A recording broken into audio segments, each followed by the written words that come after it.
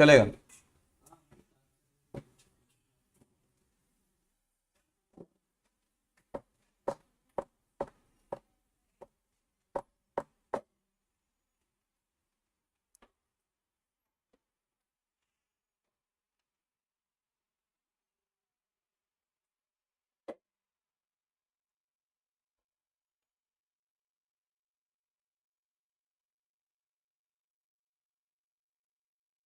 Hello everyone.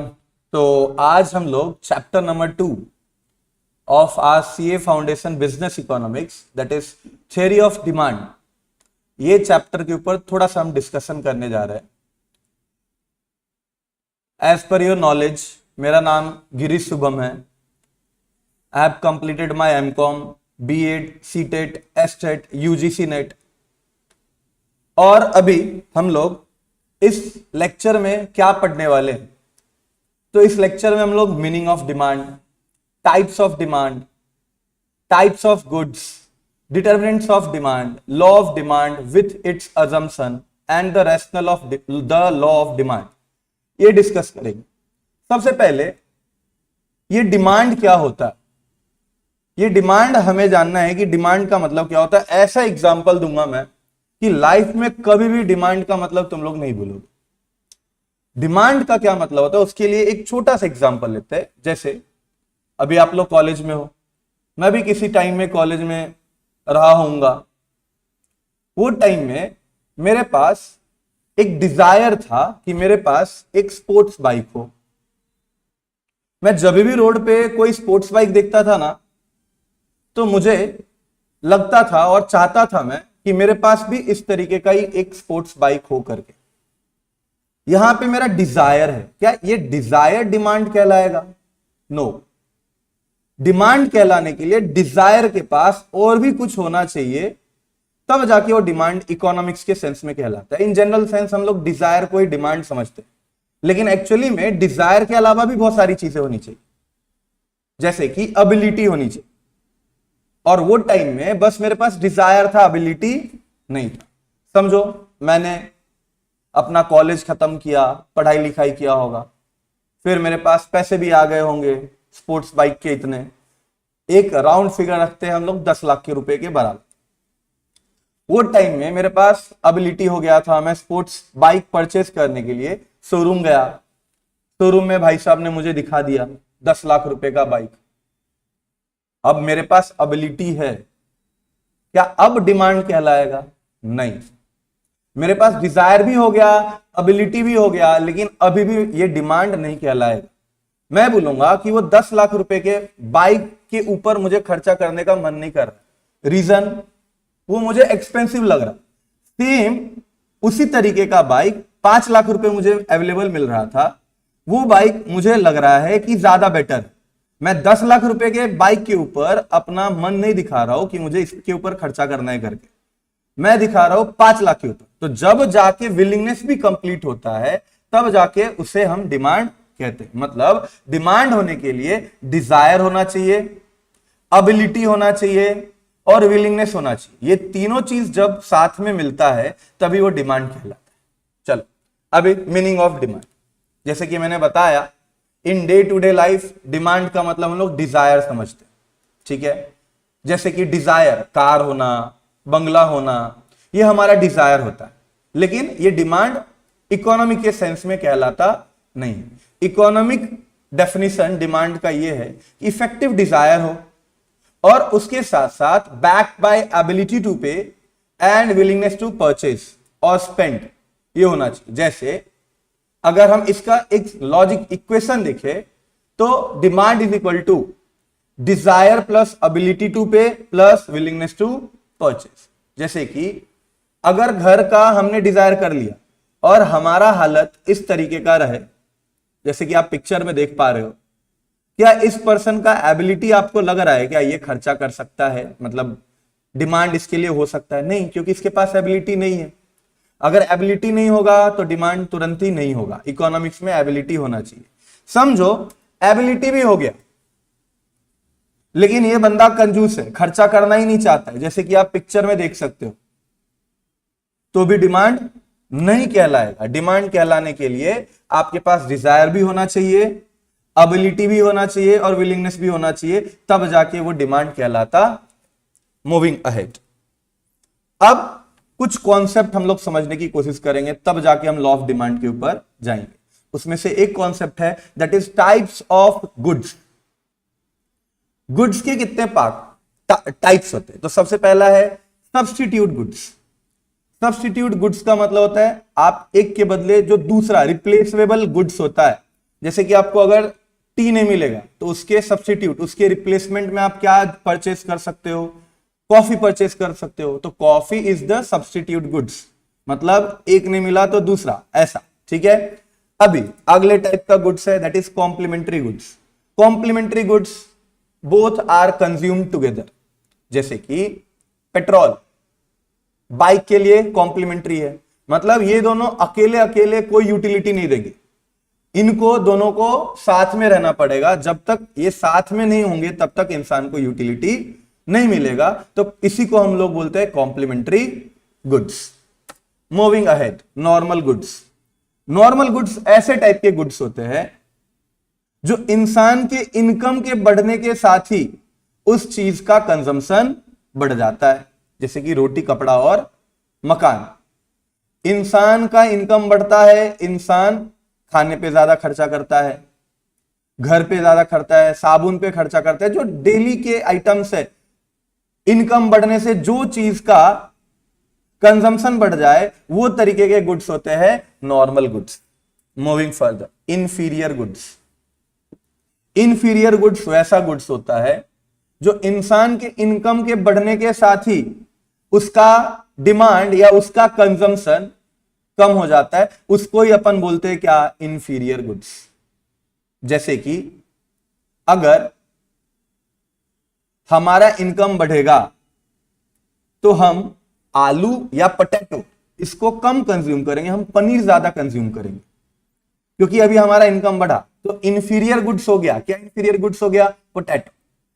Income बढ़ने से जिस गुड्स का कंजम्पशन कम हो जाए उसको ही हम लोग बोलते हैं इंफीरियर गुड्स।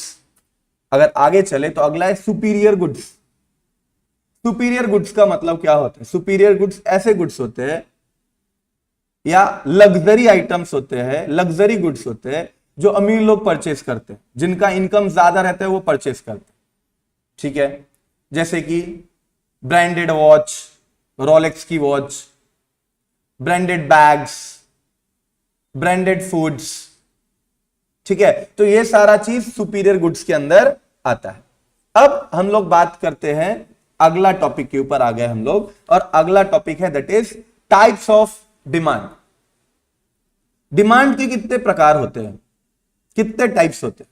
तो सबसे पहला टाइप है डायरेक्ट डिमांड।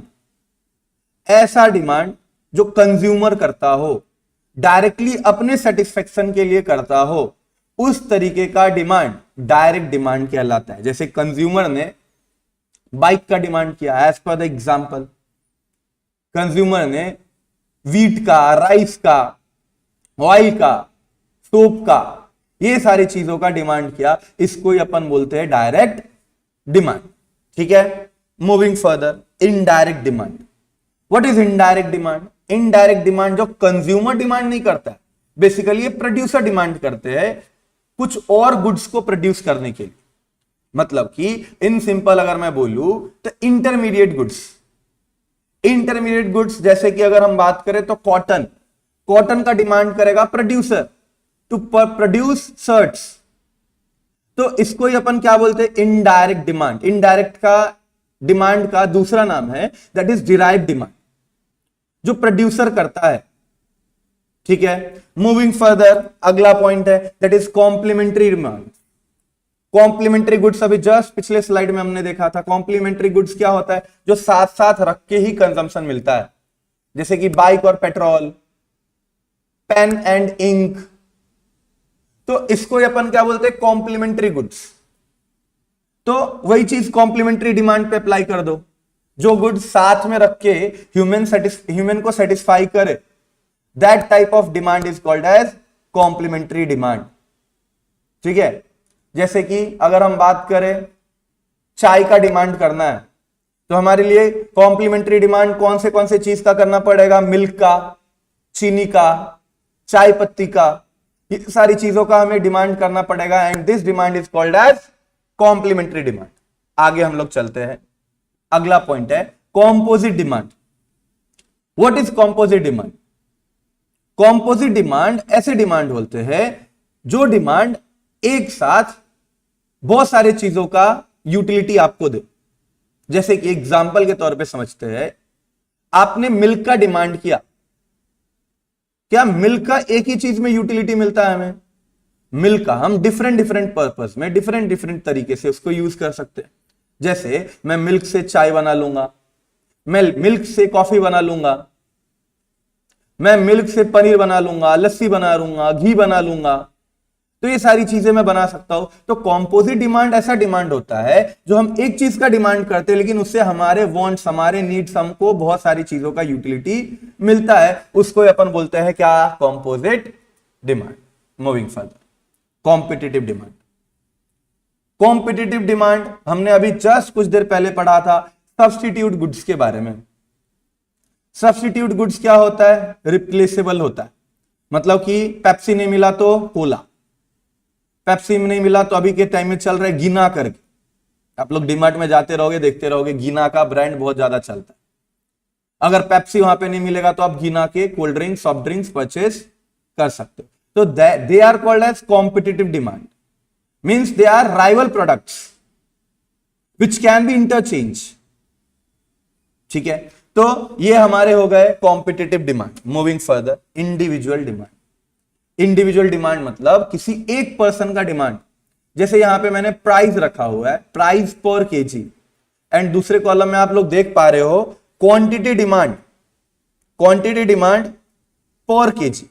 जैसे समझो ये प्राइस है मैंगो का, प्राइस है 100 रुपीज, तो एक इंसान 1 किलो डिमांड करता है। प्राइस कम हो रहा है, 90 हो रहा है, 80 हो रहा है, 70 हो रहा है, 60 हो रहा है, वैसे ही क्वांटिटी डिमांड भी क्या हो रहा है? कम हो रहा है, 2 to 3, 3 to 4, 4 to 5। So it is individual demand. एक इंडिविजुअल इंसान किस तरीके से डिमांड कर रहा है? तो इंडिविजुअल पर्सन क्या कर रहा है? प्राइस कम हो रहा है तो वो क्या कर रहा है? डिमांड बढ़ा रहा है, तो it is called as individual demand. Moving further, market demand. What is market demand? Market demand is nothing but sum of the individual demand. जैसे मार्केट में क्या बस एक ही लोग डिमांड करते हैं? बहुत सारा लोग डिमांड करते हैं।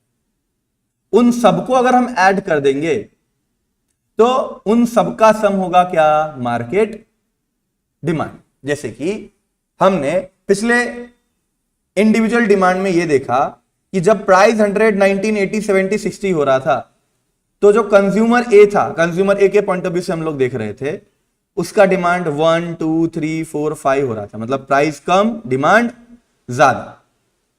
हो सकता है कंज्यूमर बी वही चीज का डिमांड ज्यादा करे। जैसे यहां पे कंज्यूमर बी 2, 3, 4, 5, 6 कर रहा है और कंज्यूमर सी 3, 4, 5, 6, 7 कर रहा है। अब यहां पे मुद्दा यह है कि मार्केट डिमांड क्या? तो मार्केट डिमांड कंज्यूमर ए को बी से प्लस करो, बी को सी से प्लस करो, इन तीनों का sum will get you market demand. And देखो यहां पे 2 + 1 किया और +3 किया तो इट विल कम 6, तो it is called as market demand. Market demand का सिंपल सा मतलब है जितने भी इंडिविजुअल डिमांड्स हैं उन सबको जोड़ दो, ऐड कर दो, सम कर दो, जो भी वैल्यू आएगा it will a market demand. आगे चलते हैं हम लोग और अगला पॉइंट है, अगला हेडिंग है that is determinants of demand. अब सर ये डिटर्मिनेंट्स ऑफ डिमांड क्या होता है? डिटर्मिनेंट्स मतलब कि रीजन, किसकी वजह से डिमांड या तो बढ़ रहा है या तो डिमांड कम हो रहा है, घट रहा है, उसको ही डिटर्मिनेंट्स बोलते हैं। Mean simple, reason for increase और डिक्रीज इन डिमांड। तो सबसे पहला रीजन आपके सामने ये दिख रहा है, that is price of commodity. किसी भी चीज का अगर प्राइस ज्यादा होगा तो इंसान उसका डिमांड कम करेगा, और अगर प्राइस कम होगा तो डिमांड ज्यादा करेगा। और अगर हम बात करें तो इन दोनों के बीच में इनवर्स रिलेशनशिप है। इनवर्स रिलेशनशिप मतलब एक अगर बढ़ रहा है तो दूसरा क्या हो रहा है? घट रहा है। प्राइस बढ़ रहा है डिमांड घट रहा है, प्राइस घट रहा है, डिमांड बढ़ रहा है। तो अगर दोनों अलग अलग इनवर्स डायरेक्शन में मूव करे तो उसको अपन क्या बोलते हैं, इनवर्स रिलेशनशिप। एक इंक्रीज कर रहा है, दूसरा डिक्रीज कर रहा है, दूसरा डिक्रीज कर रहा है, पहला इंक्रीज कर रहा है। It is called as inverse relationship. मतलब price of the commodity, price of its own is called as the first determinant, and here it is inverse relationship between price and quantity demand of the commodity. Moving further, price of related goods. Related goods मतलब जो आपस में कोई ना कोई relation रखते हैं। और हमने जब टाइप्स ऑफ गुड्स पढ़ा था वहां पे हमने देख लिया था कि रिलेटेड गुड्स क्या होता है। अभी समझ में आ जाएगा, जब भी आप यहां पे देखोगे तो आपको ऑटोमेटिकली समझ में आ जाएगा। सबसे पहला क्या है, substitute goods. What is substitute goods? Substitute goods को हमने जस्ट अभी कुछ देर पहले पढ़ा था। राइवल प्रोडक्ट, जो एक नहीं मिले तो दूसरा हम लोग कंज्यूम कर सकते हैं। जैसे एग्जांपल के तौर पे समझो, यहां पे मैं लिख नहीं सकता हूं, यहां पे मैं आपको एक्सप्लेन करता नहीं तो। जैसे समझो मार्केट में 100 लोग हैं, 50 लोग टी कंज्यूम कर रहे हैं और 50 लोग कॉफी कंज्यूम कर रहे हैं, और दोनों का प्राइस समझो 10-10 रुपया। अगर हमारा मेन प्रोडक्ट है समझो टी और हमारा सब्स्टिट्यूट प्रोडक्ट है कॉफी, अगर सब्स्टिट्यूट प्रोडक्ट का प्राइस बढ़ जाएगा, तुम लोग सोचकर मुझे बताना, अगर सब्स्टिट्यूट गुड्स का प्राइस बढ़ जाएगा मतलब कॉफी का प्राइस बढ़ जाएगा, तो क्या टी का डिमांड बढ़ेगा या नहीं बढ़ेगा। जैसे एग्जांपल के तौर पे मार्केट में फिर से वही 100 लोग हैं, 50 लोग टी वाले और 50 लोग कॉफी वाले। अभी समझो कि कॉफी का दाम बढ़ गया, 10 से 15 रुपया हो गया, तो क्या अभी भी 50-50 रहेंगे, डिमांड सेम रहेगा कि डिमांड चेंज होगा? ऑब्वियसली डिमांड चेंज होगा। कॉफी का दाम बढ़ जाएगा तो लोग टी के ऊपर शिफ्ट करेंगे। अभी अगर हम रिलेशन देखें प्राइस ऑफ सब्स्टिट्यूट गुड्स का, कॉफी का प्राइस बढ़ा तो डिमांड टी का बढ़ गया, तो यहां पे किस तरीके का रिलेशनशिप है मुझे बताओ। यहां पे डायरेक्ट रिलेशन है, प्राइस सब्स्टिट्यूट का बढ़ेगा, डिमांड हमारा बढ़ेगा। It is called as direct relationship between the substitute goods. अगला रिलेटेड गुड्स है, that is complementary goods, complement goods, जैसे कि कार एंड पेट्रोल। अब मुझे बताओ मार्केट में अगर पेट्रोल का दाम बढ़ जाएगा, तब अगर हम कॉम्प्लीमेंट्री गुड्स की बात करें तो यहां पे कार एंड पेट्रोल में हम मेन प्रोडक्ट रखते हैं कार और कॉम्प्लीमेंट्री गुड्स रखते हैं पेट्रोल। अभी मुझे बताओ कि अगर पेट्रोल का दाम बढ़ जाएगा, कार के डिमांड पे कोई इंपैक्ट गिरेगा कि नहीं गिरेगा?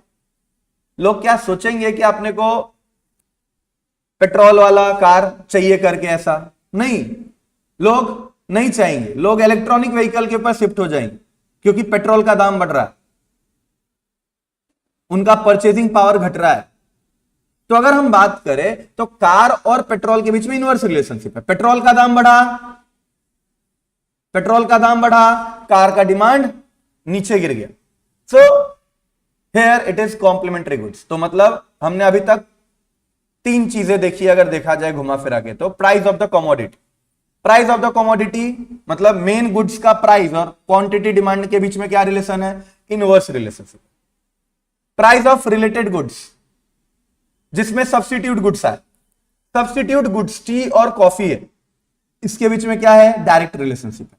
अगर कॉफी का दाम बढ़ा तो टी का डिमांड भी बढ़ जाएगा, सेम डायरेक्शन। कॉम्प्लीमेंट्री गुड्स, अगर पेट्रोल का प्राइस बढ़ा, कार का डिमांड कम हो जाएगा, इसको अपन क्या बोलते हैं? Complementary goods. अगला point that is income of the consumer. मुझे बताओ अगर कंज्यूमर का इनकम बढ़ेगा तो डिमांड में चेंजेस आएंगे कि नहीं आएंगे? और कौन से गुड्स के डिमांड में चेंजेस आएंगे बताना, ये भी बताना। अभी हमने टाइप्स ऑफ गुड्स पढ़ा था ना कुछ देर पहले। अगर कंज्यूमर का इनकम बढ़ेगा तो वो डिमांड भी अपना क्या करेगा? बढ़ाएगा। नॉर्मल गुड्स का, सुपीरियर गुड्स का। अगर इंसान का इनकम बढ़ेगा तो वो क्या करेगा? जो पनीर वगैरह है, जो सुपीरियर गुड्स माने जाते हैं, जो अमीर लोग कंज्यूम करते हैं, अच्छे क्वालिटी के गुड्स, वो ज्यादा कंज्यूम करेंगे वो। ठीक है, तो इनकम ऑफ द कंज्यूमर।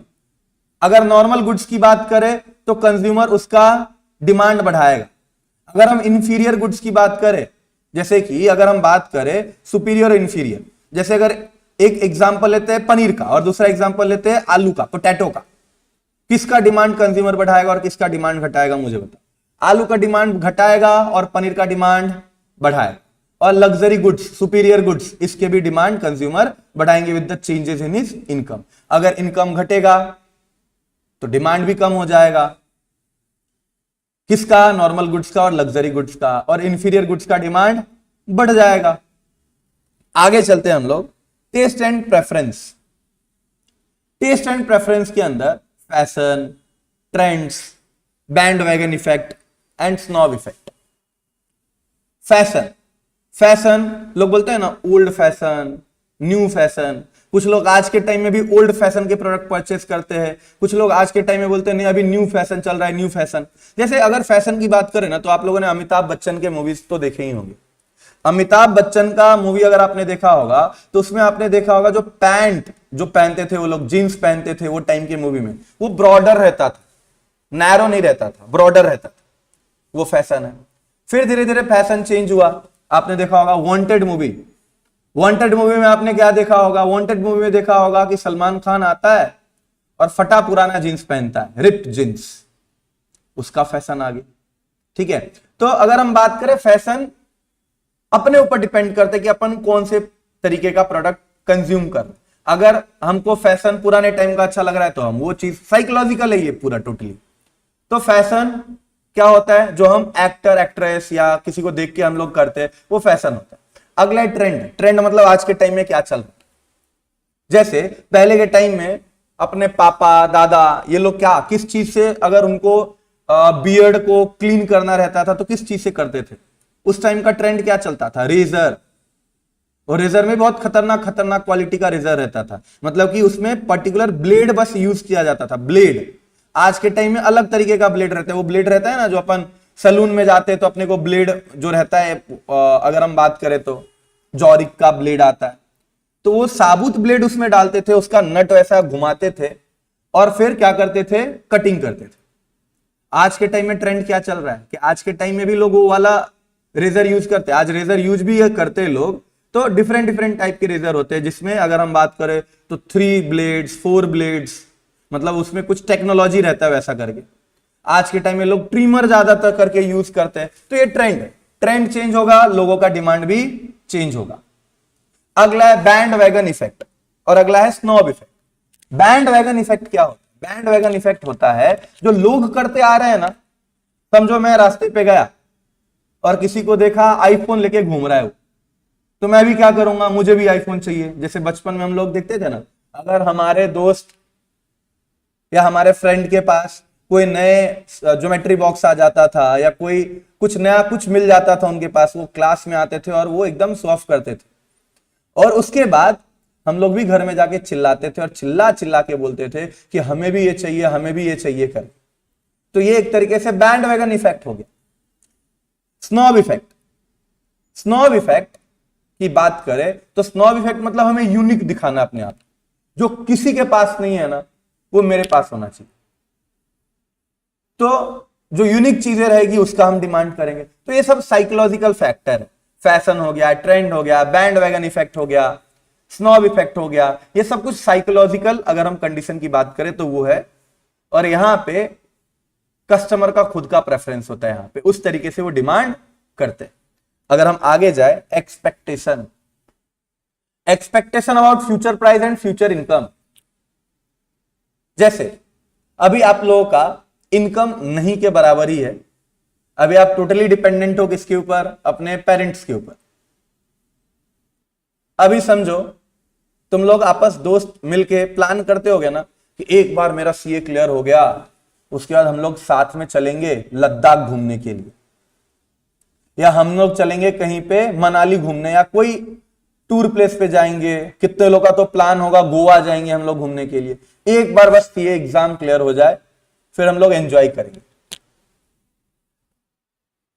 ये एक्सपेक्टेशन करते हो कि इनकम मेरा जब बढ़ेगा तो मैं उस चीज का डिमांड करूंगा, वो सर्विस का डिमांड करूंगा या गुड्स का डिमांड करूंगा। तो फ्यूचर एक्सपेक्टेशन की वजह से भी आप अभी डिमांड नहीं कर रहे हो ना, फ्यूचर के बारे में बात कर रहे हो, तो फ्यूचर एक्सपेक्टेशन हो गया है। अगला है फ्यूचर प्राइस। फ्यूचर प्राइस के हिसाब से भी आप किसी चीज का डिमांड करते हो। जैसे अगर मैं बात करूं, यहां पे एक बहुत अच्छा सा एग्जांपल है big billion day, Amazon great festival, big billion day, ये सब चीज आप लोग ऑब्जर्व करते होंगे। कितने लोग रहते हैं, अभी समझो किसी को स्मार्टफोन परचेस करना है और अभी समझो जुलाई चल रहा है। Big billion day generally Navratri के टाइम में आता है, सितंबर अक्टूबर के टाइम में, और अभी जुलाई चल रहा है या अगस्त चल रहा है, अभी टाइम है बिग बिलियन डे का। क्या आप अपना डिमांड उतने दिन के लिए रोक के रखते हो?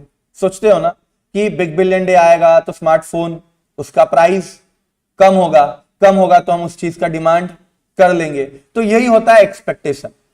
फ्यूचर प्राइस, फ्यूचर इनकम को मद्देनजर रखते हुए हम लोग किसी चीज का डिमांड करें तो उसको ही हम लोग बोलते हैं। जैसे एग्जांपल के तौर पे तुम्हारे घर में मम्मी लोग हमारी मम्मी ना बहुत बड़ी इकोनॉमिस्ट है, मम्मी को पता चल जाता है फ्यूचर प्राइस, वो समझ लेती है। समझो एग्जांपल के तौर पे बारिश आया और बारिश में अगर हम बात करें तो बारिश के बाद अनियन का प्राइस बढ़ जाता है।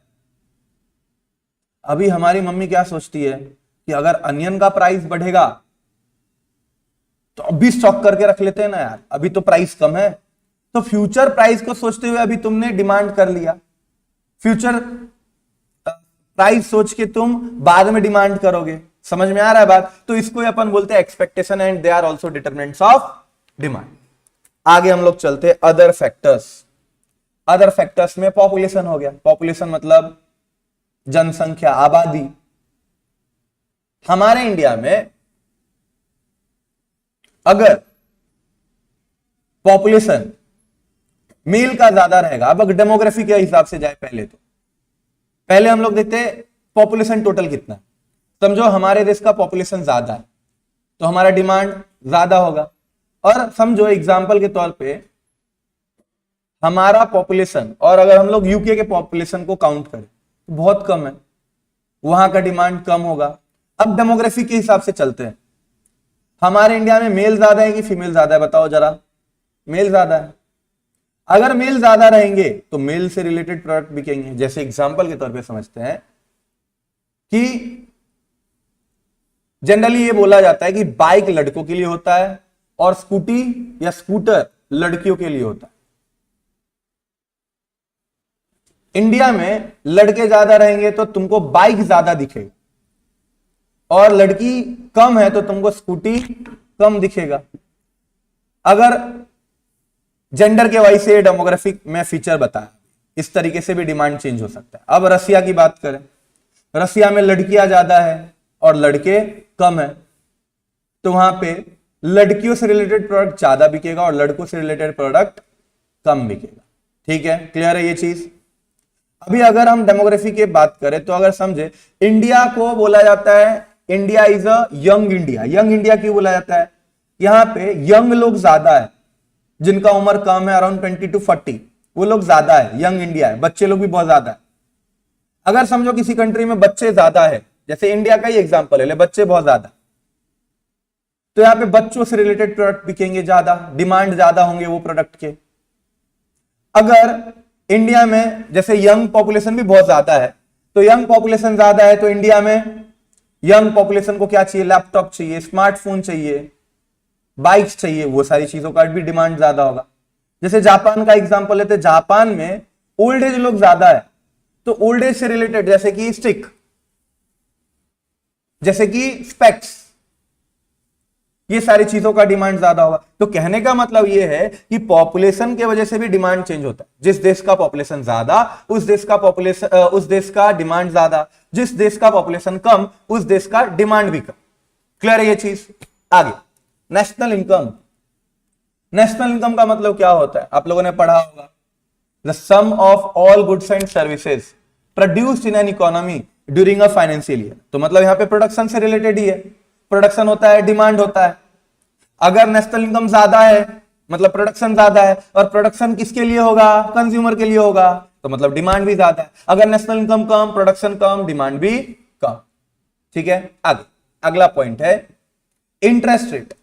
इंटरेस्ट रेट किस चीज का, जैसे नॉर्मल एक एग्जांपल से समझते हैं लोन का।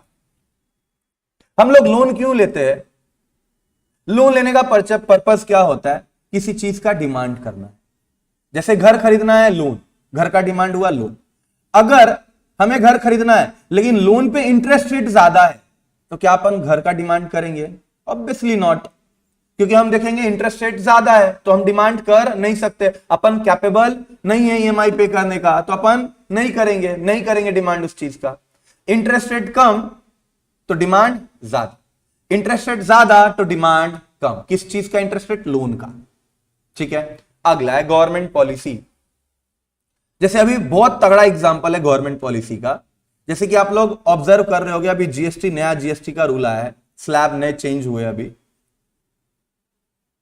तो अगर हम बात करें तो तुम लोगों ने ऑब्जर्व किया होगा कि बाइक का प्राइस, कार का प्राइस, ये सब प्राइस, इनका प्राइस कम हुआ है।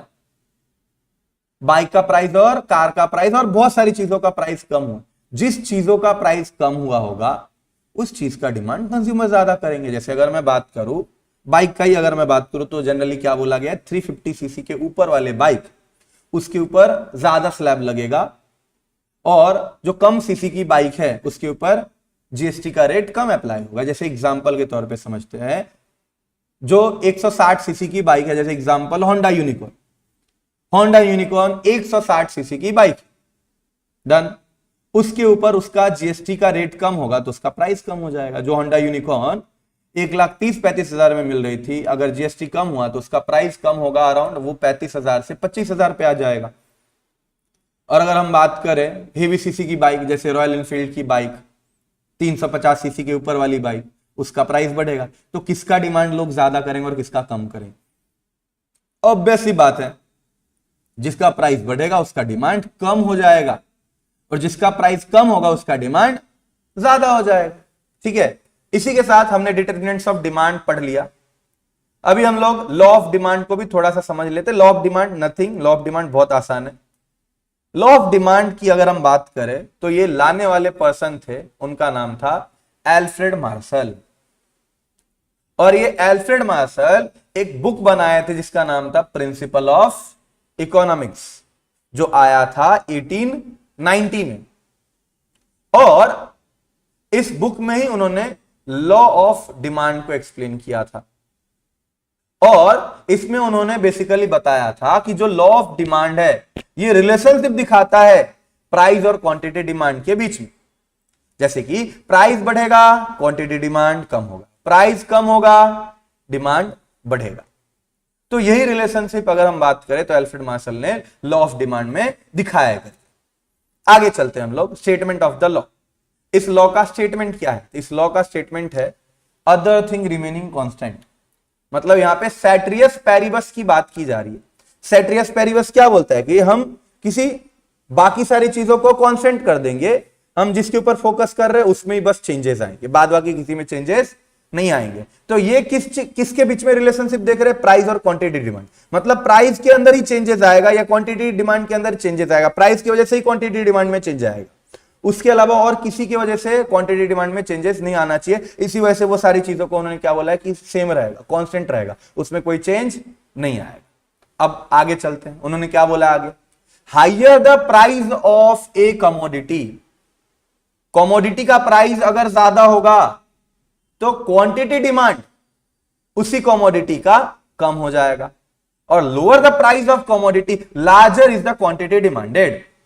प्राइस कम, क्वांटिटी डिमांड ज्यादा, सिंपल सी बात है। Higher the price, smaller is the quantity demanded, and lower the price, larger is the quantity demanded. अभी अगर हम बात करें, ये हमारा लास्ट टॉपिक है, assumption of the law of demand. Assumption मतलब क्या, कि मतलब ये लॉ को सही प्रूव करवाने के लिए एल्फ्रेड मार्शल ने बोला कि देखो भाई, मैं जो बोल रहा हूं ना, अगर वैसा करोगे तो ही मेरा लॉ काम करेगा, अगर ये सारे अजम्पशन तुम नहीं लोगे तो भाई फिर बोलना मत कि लॉ काम नहीं कर रहा है। मैंने लॉ में बताया है कि प्राइस बढ़ेगा डिमांड घटेगा, प्राइस घटेगा डिमांड बढ़ेगा।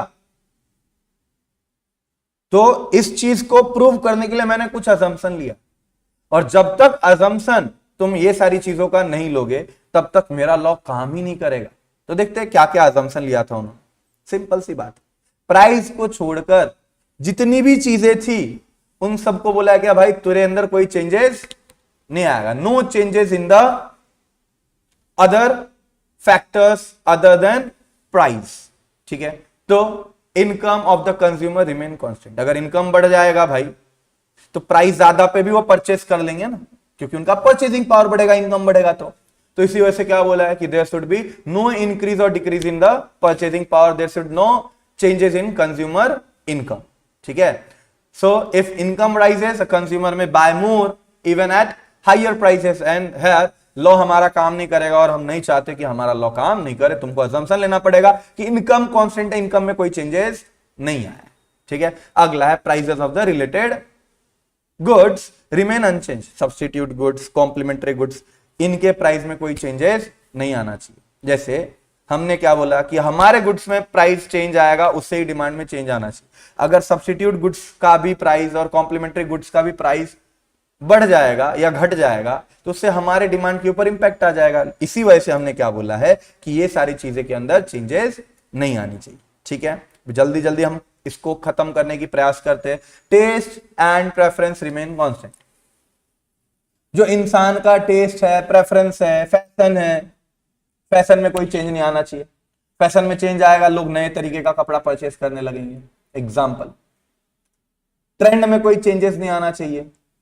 अभी समझो ट्रिमर का लोग डिमांड कर रहे थे और ट्रेंड ही चेंज हो गया, अभी ट्रिमर से भी बढ़कर कुछ और आ गया, तो वो सारे लोग वो चीज का डिमांड करेंगे ना। प्राइस उसका कितना भी कम कर दो, ट्रिमर कोई डिमांड करेगा ही नहीं। डिमांड क्या करेगा लोग, डिमांड जो नए प्रोडक्ट आएंगे, कोई नए टेक्नोलॉजी का। जैसे अभी लेटेस्ट मैंने एक रील्स देखा था, उस पर मैंने देखा कि एक मशीन है, एआई जनरेटेड मशीन है, और पता नहीं उसके अंदर लोग मुंडी डाल रहे थे और उनका हेयर कट होके आ रहा था। समझ रहे हो मैं क्या बोलना क्या चाह रहा हूं? तो ये अगर हम इस तरीके का कुछ होगा तो ट्रिमर का प्राइस कितना भी कम कर दो, लोग डिमांड ही नहीं करेंगे। वो तो नए ट्रेंड ने जो आया है वो गुड्स उसका डिमांड करेंगे। ठीक है, तो ये सारी चीजें होगी। नो चेंजेस इन पॉपुलेशन और डेमोग्राफिक फैक्टर। पॉपुलेशन में और डेमोग्राफिक फैक्टर में कोई चेंजेस नहीं आएगा। जैसे कि पॉपुलेशन बहुत तेजी से नहीं बढ़ जाएगी, पॉपुलेशन एक्सप्लोजन ना हो जाए। अगर तेजी से बढ़ जाएगा तो अगर कंट्री की डिमांड बढ़ जाएगी। अगर मेल ज्यादा हो गए, फीमेल कम हो गए, तो अचानक से मेल से रिलेटेड प्रोडक्ट का डिमांड हो जाएगा। तो कंपोजिशन भी चेंज नहीं होना चाहिए, डेमोग्राफी भी चेंज नहीं होना चाहिए, और पॉपुलेशन का साइज भी नहीं बढ़ना चाहिए। अगर ये बढ़ता है तो हमारे अल्फ्रेड बाबा का लॉ सिद्धांत काम नहीं करेगा। ठीक है, अगला है no expectation of future price और इनकम चेंजेस। मैंने डिटरमिनेंट जब भी बताया था तो बताया था कि अगर फ्यूचर में एक्सपेक्ट करेंगे कि प्राइस कम होगा तो अभी डिमांड नहीं करेंगे। फ्यूचर में एक्सपेक्ट करेंगे प्राइस ज्यादा होगा तो अभी डिमांड कर लेंगे। तो अगर हम फ्यूचर एक्सपेक्टेशन करते तो अभी डिमांड में अफेक्ट आ जाएगा। प्राइस कम होने के अभी भी हो सकता है ना, प्राइस कम है अभी भी, और हम सोच रहे हैं कल जाके और प्राइस कम होगा, हम अभी डिमांड नहीं कर रहे प्राइस कम होने के बावजूद भी। तो कंज्यूमर कैन नॉट और do not anticipate future hikes और drop. If people accept the price rise, they buy more today. ठीक है, क्लियर है? आगे चलते हैं। नो चेंजेस, और ये आखिरी पॉइंट है, इधर ही हम लोग कंक्लूड करेंगे, 40 मिनट्स का टारगेट था। No changes in the weather, season और गवर्नमेंट पॉलिसी। वेदर में भी चेंज नहीं होना चाहिए। अगर समझो अचानक से बरसात आ गया, जैसे अभी ठंड का समय है और अचानक से बरसात आ गया, तो लोग उसका डिमांड करने लगेंगे। छतरी का, अम्ब्रेला, रेनकोट, ये सारी चीजें का डिमांड करने लगेंगे। ठीक है, अगर सीजन चेंज हो गया उस हिसाब से भी लोग अपना क्या करेंगे, डिमांड चेंज कर लेंगे। गवर्नमेंट का पॉलिसी चेंज होगा। सोचो किसी बंदे ने सोचा होगा कि मैं हंटर बाइक परचेस करूंगा बुलेट का, और अचानक से उसके ऊपर जीएसटी लग गया और 15-20 हजार उसका दाम बढ़ गया। क्या अभी वो डिमांड करेंगे? नो, वो डिमांड नहीं करेंगे। तो अगर हम बात करें no changes in weather, season और गवर्नमेंट पॉलिसी, ये सारे चीज कांस्टेंट होने चाहिए। अगर कांस्टेंट नहीं होगा, समझो प्राइस अभी कम है और गवर्नमेंट पॉलिसी कुछ आ गया या सीजन चेंज हो गया, उसका लोग डिमांड ही नहीं करेंगे। अभी समझो गर्मी है, अचानक से सरद हो गया, ठंडी हो गया, हमने कपड़े हाफ टी शर्ट्स बनाए थे, गर्मी था इस वजह से, प्राइस भी कम कर दिया कि लोग उसको परचेज करें, लेकिन क्लाइमेट चेंज हो गया, उसको कोई परचेज ही नहीं कर रहा है। सब लोग sweater, jacket, full shirt, trouser, ये सारी चीजों का डिमांड करने लगे। तो कहने का मतलब है ये सारी चीजों में चेंजेस नहीं आनी चाहिए। अगर इस सारे चीजों में चेंजेस आता है मतलब हमारा यहां पे लॉ ऑफ डिमांड काम नहीं करेगा। और लॉ ऑफ डिमांड क्या बोलता है? प्राइस ज्यादा डिमांड कम, प्राइस कम डिमांड ज्यादा। क्लियर है? चलो